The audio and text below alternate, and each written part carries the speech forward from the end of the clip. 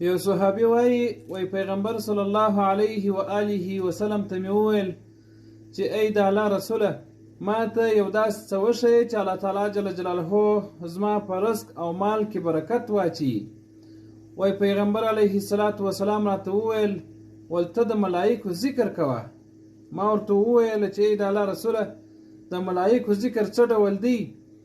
وای پیغمبر علیه السلام راته وویل د ملایکو ذکر دا دی: سبحان الله وبحمده سبحان الله العظیم استغفر الله. دغه ذکر کوه، الله تعالی به په مال او دولت کې برکت پیدا کړي. د صحابي وای ما به سهار او ماښام دا ذکر کوي چې الله تعالی دومره مال راکړي چې زه پر راټولېدلو باندې ستړی شولم.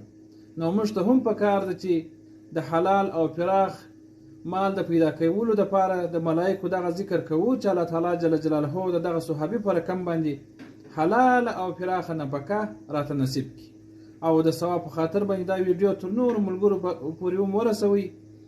که ستاسې په توسط ستاسې په واسطه الله تعالی جل جلاله یو چاته حلال رزق ورکړي، تاسو ته به هم الله تعالی جل جلاله ثواب درکړي. السلام علیکم ورحمت الله وبرکاته.